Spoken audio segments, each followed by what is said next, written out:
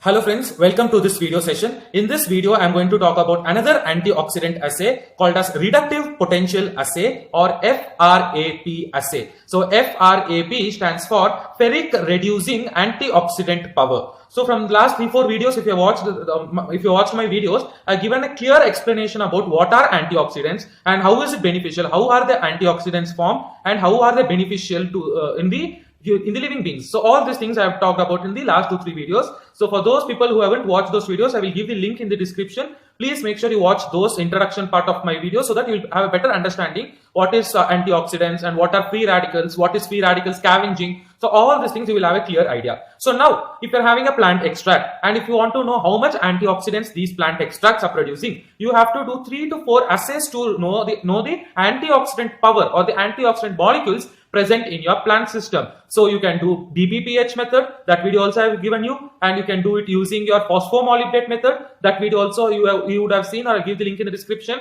or you can do the metal chelating activity. And today we are going on to the 4th video or the 4th procedure, which talks about the reducing power of these antioxidants.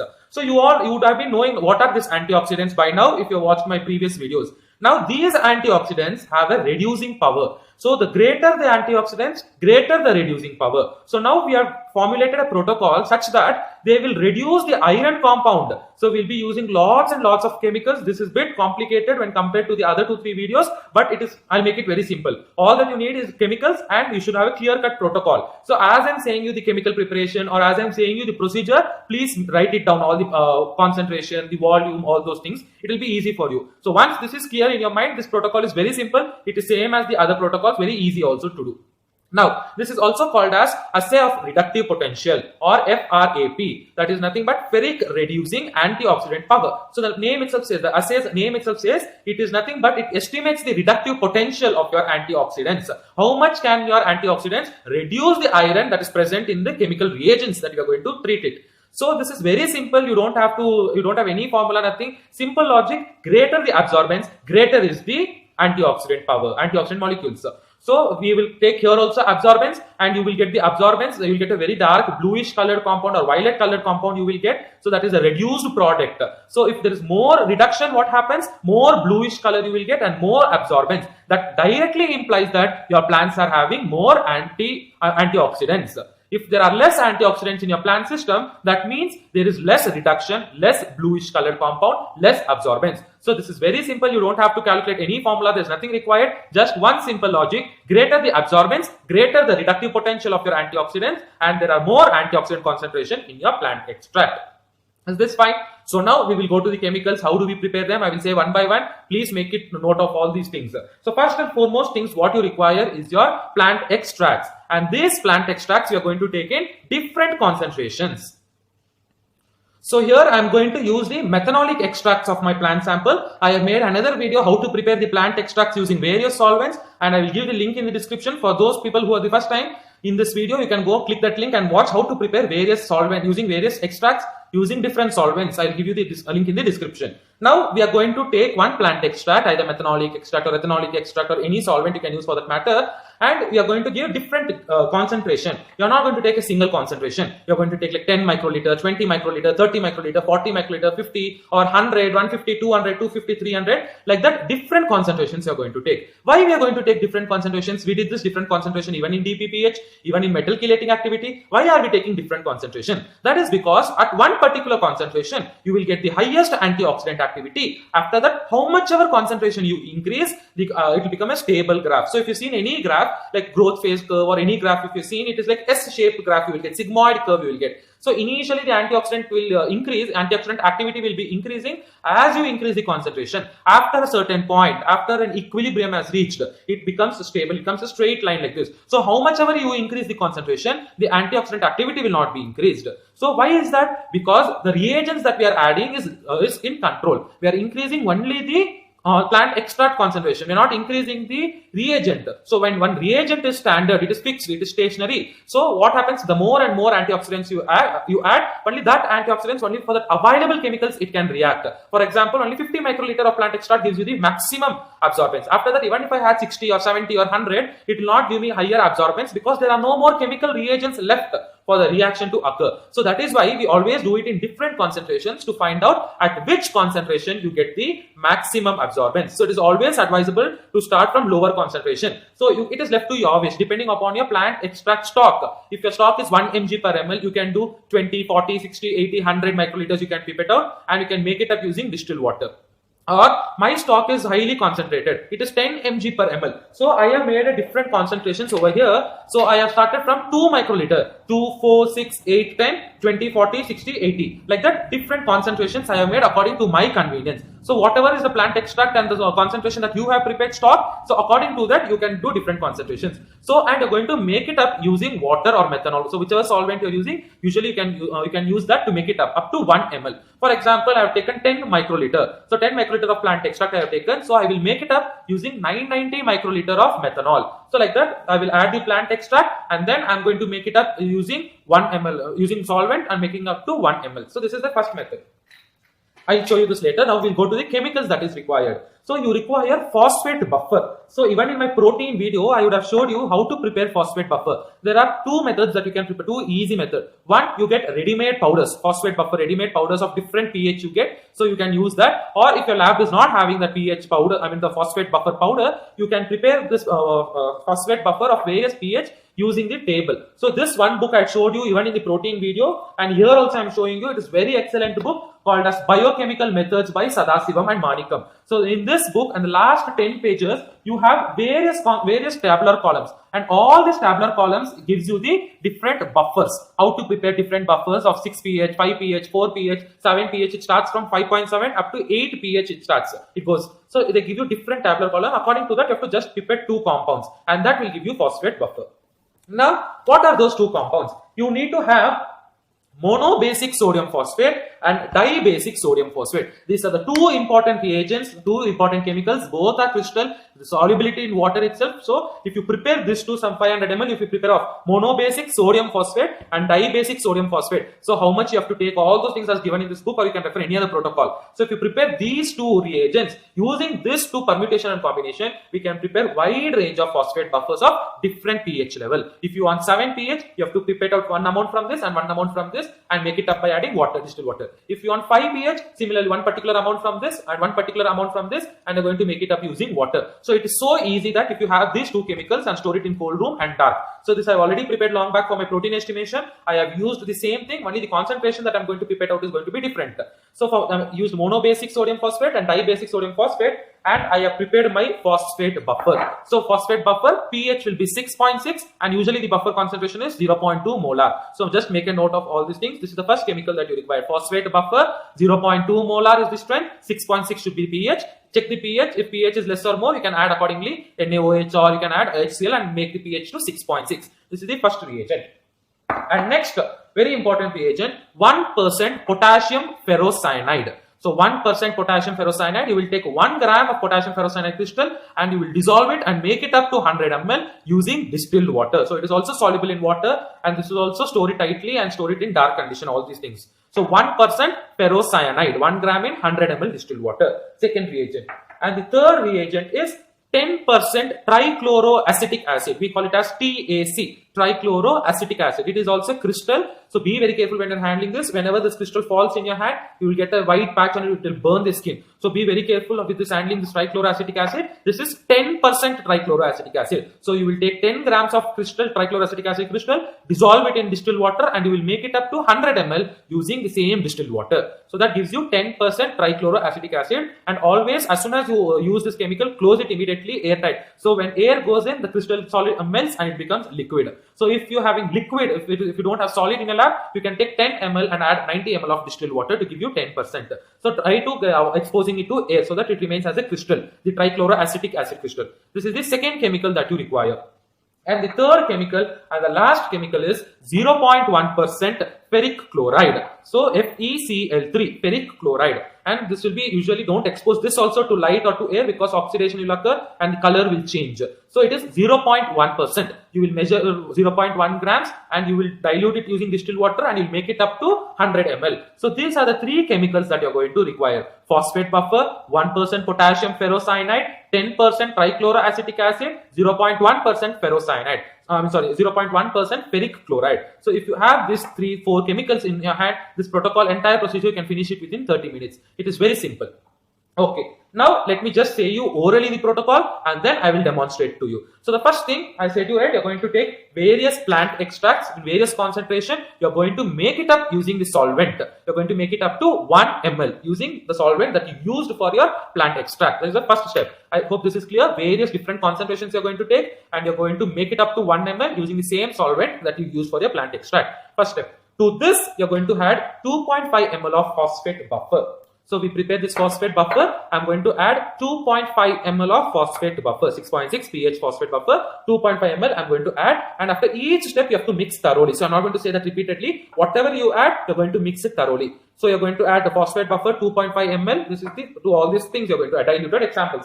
Next you're going to add 2.5 ml 1% ferrocyanide solution. So you're going to add same quantity, 2.5 ml of 1% ferrocyanide you're going to add. Again, you're going to mix it very well. Now, after adding these two chemical reagents, cover it with aluminum foil and you're going to incubate it at 50 degrees Celsius for 20 minutes you're going to incubate. So you should cover it with aluminum foil or else everything gets evaporated. So you're going to add plant extract, dilute it to 1 ml, then add phosphate buffer, 2.5 ml phosphate buffer, then add 2.5 ml 1% potassium ferrocyanide, cover it with aluminum foil, give a nice mix, and you're going to incubate it in water bath 50 degrees Celsius for 20 minutes. So whenever you're doing this incubation, after the temperature of your water bath comes to 50 minutes, then your time starts. Now I add all the solvents and I go and keep it in water bath and I switch it on the water bath. So don't take that as 20 minutes. Before doing all this, switch on your water bath, add enough amount of water, set the temperature for 50 degrees Celsius, let the temperature come to 50. Using a thermometer, check the temperature, then keep this for 20 minutes. So once the temperature has reached, then the time limit starts.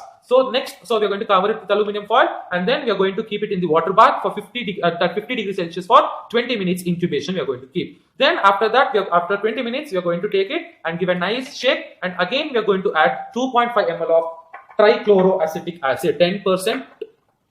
So after incubation, remove the aluminum foil and you're going to add 2.5 ml of 10% trichloroacetic acid you're going to add. So this is the next step. After incubation, you're going to add 2.5 ml of trichloroacetic acid. I'm saying again and again so that you can write it down, because I don't have any protocol to show you as such, so that you can listen to me and write it down. So after adding this 2.5 ml of trichloroacetic acid, what you're going to do is you're going to give for centrifuge. You're going to centrifuge at 3000 rpm for 5 to 6 minutes. You're going to centrifuge. Then you will going to take this supernatant. So once you add this trichloroacetic acid, you will get some precipitate, like 2 layers will be there. You're going to take the upper 2.5 ml layer you're going to take. So I'm just repeating it again. Plant extract, dilute it to 1 ml, add 2.5 ml phosphate buffer, add 2.5 ml potassium ferrocyanide, incubate it at 50 degrees Celsius for 20 minutes, and then take it from the water bath, add again 2.5 ml trichloroacetic acid. After adding trichloroacetic acid, shake it well, give for centrifuge, and after centrifuge, you're going to pipette out the 2.5. Don't give your tip until this end. Only from the top 2.5 ml you're going to take, transfer it to another test tube, and to that 2.5 ml that you have taken, right? To that, you will add another 2.5 ml of distilled water. Equal amounts are going to add. So that I'm going to pipette out the upper 2.5, the supernatant upper 2.5 ml of the solution. I'm going to pipette out into a new test tube, and to that I'm going to add 2.5 ml of distilled water, and then I'm going to add 0.5 ml of ferric chloride. 0.5 ml, that is nothing but 500 microliter. 0.5 ml is 500 microliter. So you're going to add 0.5 ml of ferric chloride to that upper layer and with distilled water, and give a thorough mix. You will get a bluish colored compound formation, and then you will take the absorbance OD at 700 nanometer you're going to take. So at this 700 nanometer, you will get an absorbance. So that concentration that is having the higher absorbance has higher antioxidant activity. It is very simple as this. Now, two important things. One, these are your plant extracts. If you see in my DPPH video, there I mentioned something about positive control. That is nothing but we are going to take certain antioxidant molecules that are available in the industry, that are commercially available, like ascorbic acid or butylated hydroxytoluene or butylated hydroxyanisole, BHT, BHA or ascorbic acid. Same concentration, you are going to prepare a stock, and in same concentration you are going to take, again make up to 1 ml, add all the reagents, follow the same protocol. This is called as positive control. This is just for your comparison, whether your plant extracts are having higher antioxidant activity or your commercially available antioxidants are having higher antioxidant activity. That is all. So you don't have to plot any graph and calculate. There's nothing like you're going to do for other biochemical assays like proteins, carbohydrates. We will plot a standard graph, and then we are going to get the value of our unknown samples. There's nothing like that. It is just for our comparison to know whether my plant extracts are having higher antioxidant activity or the industrial commercially available antioxidants like ascorbic acid, BHT, BHA, whether they are having higher antioxidant activity. It is just for a comparison. So make different concentrations. Whatever plant extract concentration you have taken, take same concentrations for your ascorbic acid, for example, make it up to 1 ml using distilled water and follow the same reagents, same protocol, same incubation, everything remains the same, and take the absorbance at 700 nanometer. So that you can compare whether your plant extracts are having higher antioxidant activity or the commercially available antioxidants are having higher antioxidant activity. This is done. Now, there is one more thing called as negative control. So usually we keep blank, right? So whenever we are doing any spectrophotometric readings, we usually keep a blank. So here what we are going to keep, instead of blank, I am going to keep something called as negative control. This negative control is nothing but you are going to take just 1 ml of distilled water and you are going to add all the reagents that I said and follow the same protocol without adding any plant extract. So I'm not going to add any plant extract, just water I'm going to take, or methanol I can take because solvent is methanol, so I can take either water or methanol. So preferably you can take methanol and add all the reagents that I mentioned for this assay, and you can prepare this and you can take that as your negative control, or you can consider that as your blank. So this is so simple. This is the assay. So let me demonstrate to you once. I'll show you once. So I'm going to add a plant extract. Now I'm going to add 2 microliter of plant extracts. I'm going to add. So here I have plant extracts in different concentrations I'm adding. First one is the 2 microliter.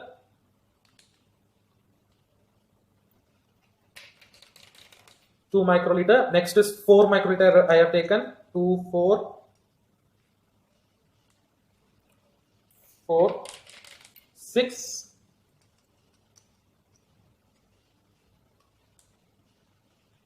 6, 8,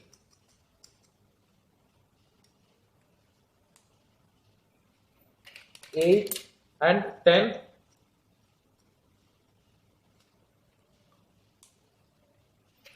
So after this is 20, 30, 40. So based on your extract concentration, you pipette out various concentrations. So I have added all the plant extract and then I have made up with using the solvent for 1 ml. Now let me give a thorough mix using this mixer.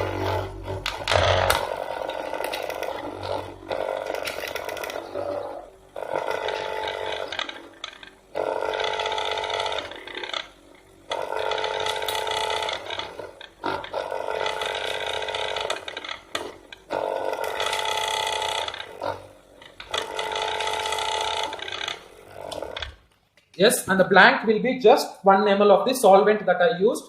So this is my blank, 1 ml of solvent that I have used. I will add it. Now what I am going to do is, now we are going to add 2.5 ml of phosphate buffer. So let me add 2.5 ml of phosphate buffer to all these things. So now I have added 2.5 ml of phosphate buffer to all these things. Again, I am going to give a thorough mix for all these components.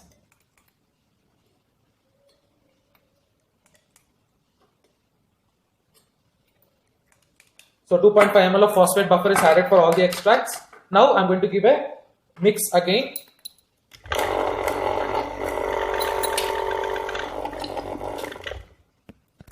Now to this I'm going to add 2.5 ml of ferric cyanide. I'm going to add potassium ferrocyanide. Yes. So after adding the 2.5 ml of phosphate buffer, now I'm going to add 2.5 ml of 1% potassium ferrocyanide. I'm going to add for all these things. 2.5 ml same quantity.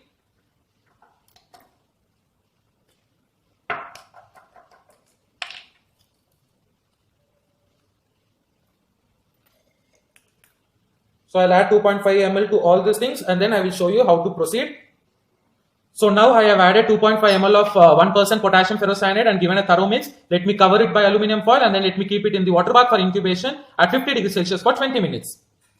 So here I have covered all my test tubes with aluminum foil and I set the water bath at 50 degrees Celsius and I'm going to incubate it for 20 minutes. After incubation, I will show you how to proceed with.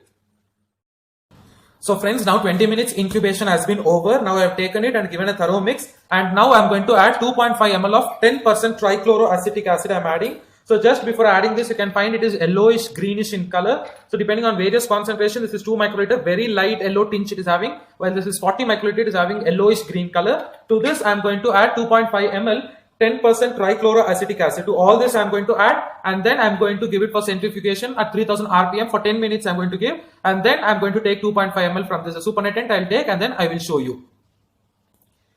So here, even after I given a centrifugation, but even after centrifugation, there is no two layers has been formed. So you can skip the centrifugation step actually, though the protocol says after adding trichloroacetic acid, it has to be centrifuged for 10 minutes for 3000 RPM. Even after centrifugation, there is no distinction layer, there is no supernatant as such anything. So you can skip this centrifugation step, and from this itself directly you can take 2.5 ml. So after adding trichloroacetic acid, just give a nice mix, and then you can take the 2.5 ml from this into another test tube, and then you're going to add 2.5 ml of water. So this you can do directly from here. I've taken another set of test tubes over here.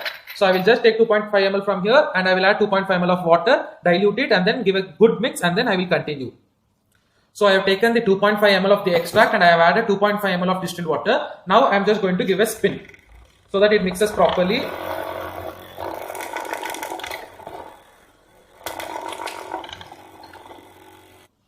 So now I am going to add ferric chloride. As soon as I add this ferric chloride, 500 microliter I'm going to add. That is nothing but 0.5 ml. So this is my blank. I want to show you how beautifully the blue color gets developed. Definitely in blank we can't find more blue color, but you can see there is blue color compound has been formed. So depending upon the plant extracts that I have taken, the lower concentration of the extracts will have lesser bluish color, and the higher concentrations of plant extracts will show dark bluish color. So now I'm going, this is 2 microliter I have pipetted, and this is 4 microliter of plant sample I have taken. So I'm going to add ferric chloride to this. So you can find as soon as I add this, the reduction reaction occurs and such beautiful blue color gets transformed. So this is the beauty of this assay, you can call it as, see. So the higher concentrations, now let me take and show you. This is 50 microliter I have taken. So definitely it will be having more antioxidants. So more bluish color compound will be formed. Can you see the difference? So after mixing well, I will just compare and show this 50 microliter to the other microliters. After adding everything, I'll give a thorough mix, and then I will show you the difference. So friends, this is the end point of the reaction or the procedure that we're following. This is 2 microliter and this is 50 microliter. You can see the difference. 2 microliter is a bit lighter, while 50 microliter is showing a high bluish, dark bluish in color. This indicates 2 microliter is having lesser antioxidants and 50 microliter having more antioxidants. So it is showing darker, intense color, and the absorbance will be high. Now the final step, last step that we are going to do is, we are going to take this either in cuvette, or I'm going to do microplate reading. So I'm going to pipette from this into a microplate, and then 96 well microplate. I would have shown the other biochemical assay videos. Please do watch those videos. How did I take the absorbance using a microplate, and how do I follow that microplate reader? How do I get the absorbance within a fraction of seconds? I would have shown in all other videos. Please do watch that. So from this, I'm going to take into microplate reader, and then I'm going to get the absorbance value. So simple logic, higher the absorbance, higher is the antioxidant value. This is as simple protocol as this, and this is your FRAP assay, or the reductive potential assay, to find out the antioxidant activity of your plant extract. So with this, I am ending my video. So you can find beautiful blue colors have been come over here. So I'm going to take absorbance, and I'm going to calculate my assay. So this finishes today's video, FRAP assay, or the antioxidant activity of your plant extract. If you like this video, thank you for watching. Do give a thumbs up and subscribe to this channel for more such biology related videos. Thank you.